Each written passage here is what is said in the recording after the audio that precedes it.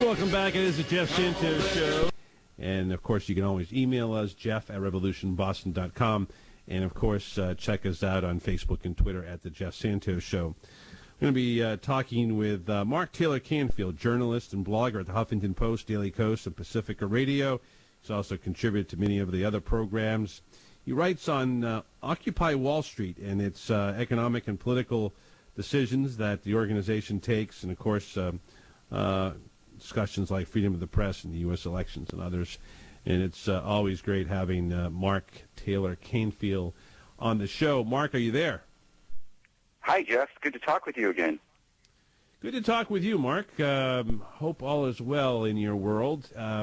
We get a very fascinating history lesson going on, I think, before us, and the President, the Congress, and the American people all trying to be on the same page. There's no doubt that the American people and their representatives are not in favor of this military action. But there are a lot of reasons for people who want to see this president succeed to back him, and particularly when it comes to economic issues for the middle class of this country, which is something the Occupy movement has fought for and has stood outside and frozen for in many cities around this country over the last couple of years.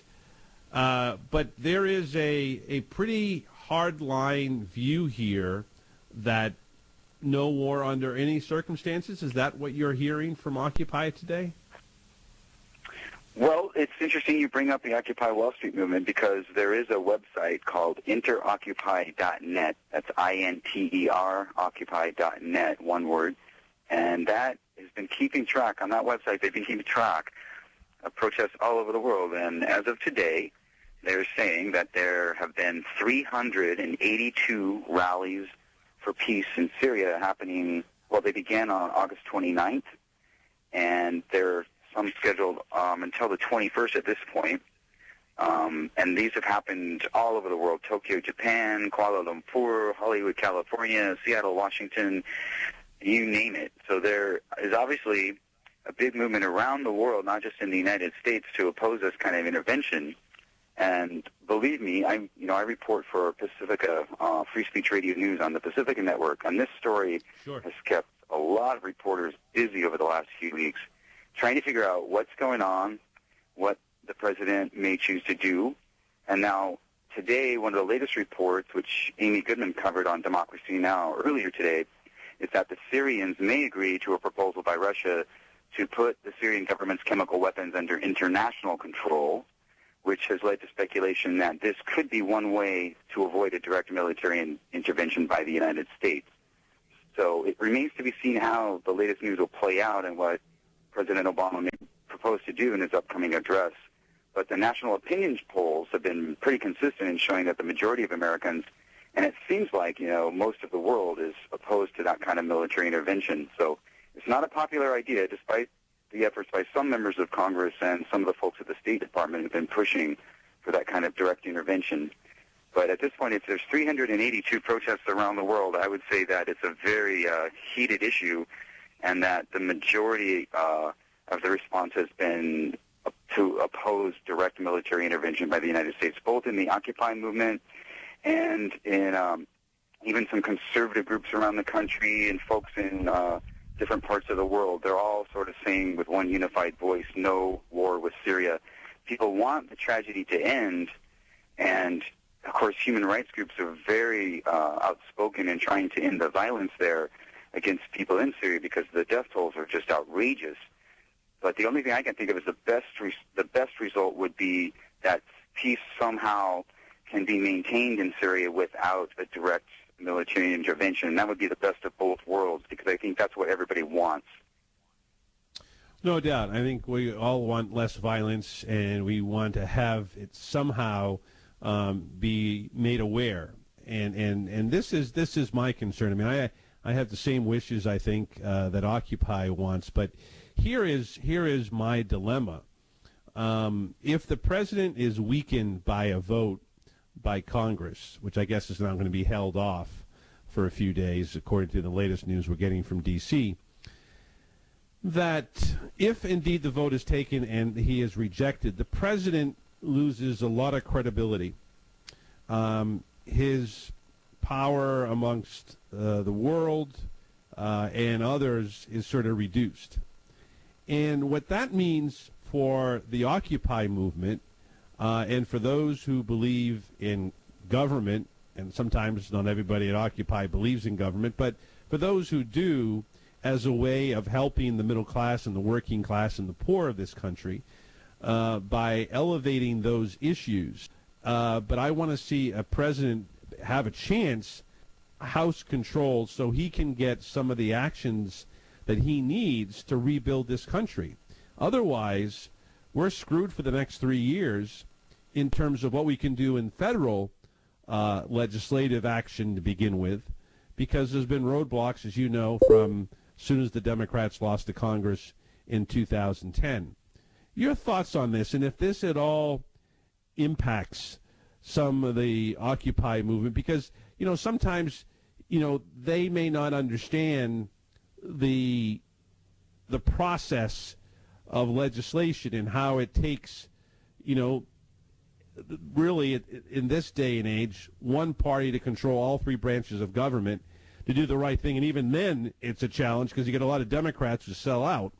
So what have you been hearing? Is there any thought in that regard that, hey, if the president fails here to get what he wants out of Congress, this could really hurt Americans and middle-class Americans who have been really hurt over the last 4 or 5 years? Your thoughts, Mark?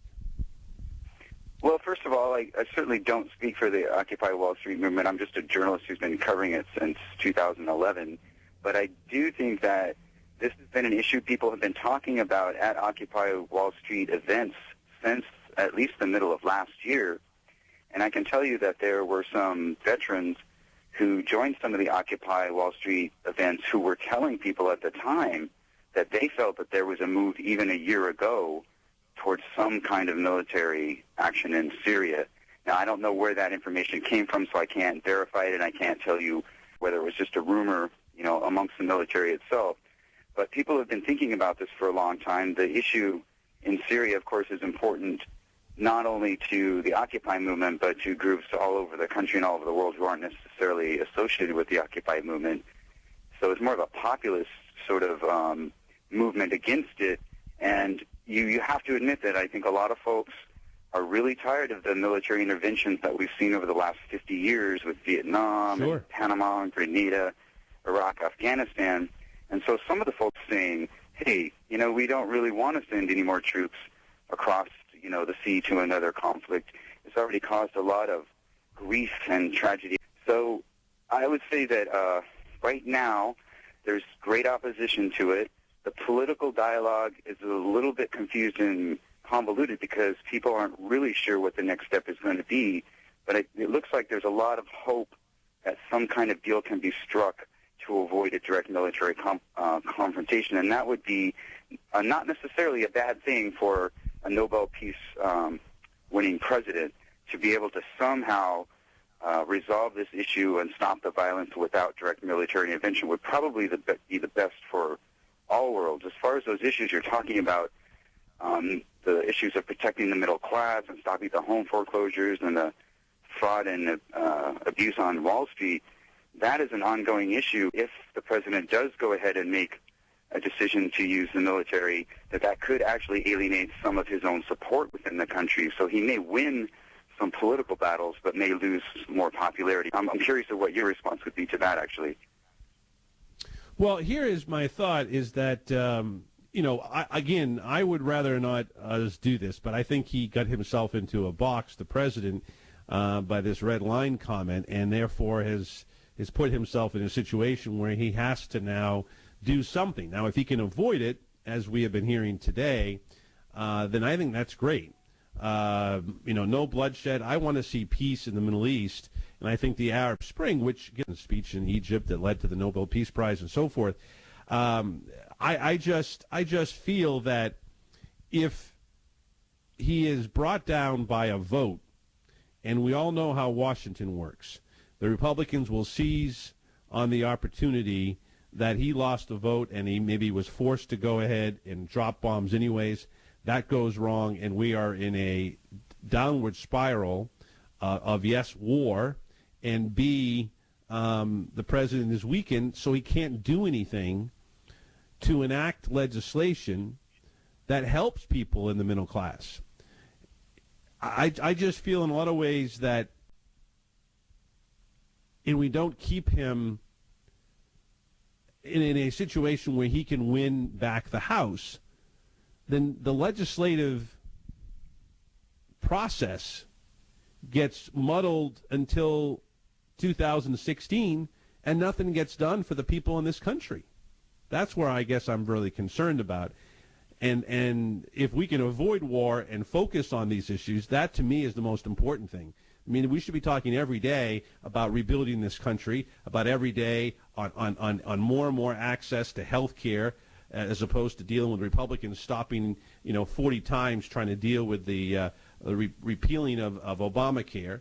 We need to talk about universal education, on and on. And these are all things I think that you and I and many people on Occupy agree with. But we're never going to get there if we end up the president being damaged by this vote, which is sad to say, but that's how I look at it, Mark. Well, I've noticed, a certain amount of sentiment pointing to the hypocrisy of some members of Congress, especially on the Republican side, who will sort of, in some people's minds, abdicate their responsibility for declaring war, force the president into making that decision. Then if it goes badly, of course, they can use that against him during the next election.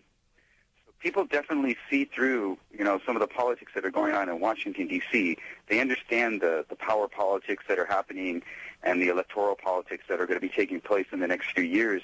But at the same time, I think that some of those people in Congress that are calling for intervention really need to take responsibility if they decide to support the president. And those who are opposed to it, although they may hurt the president, I think that, they should stick to their position and not go with the wind, because there's too much of that happening in Washington, D.C., where people are sort of, seeing which direction the wind is blowing. What's concerning, I think, to a lot of the people on the street and at these protests is they're having a hard time understanding how the majority of the people can be against intervention, and yet the political establishment and the political realities of Washington, D.C. have put the president in such a bind.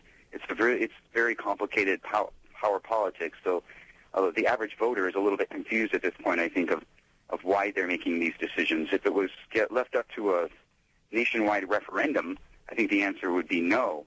Try to find some other way of doing this, but you point out very, clearly that the president has been put in a very difficult position politically, so that if he's not careful, it's sort of a no-win situation either way.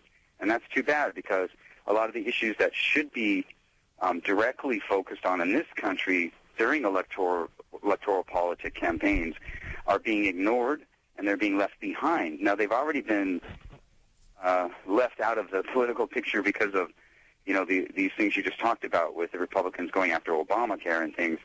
But during times of war, I think they would even more so be a topic way down on the third, fourth page of the newspaper. Mark Taylor-Canfield, it's great having you on the program, sir. We'll look forward to doing it again soon. Thank you for your time. Thanks, Jeff.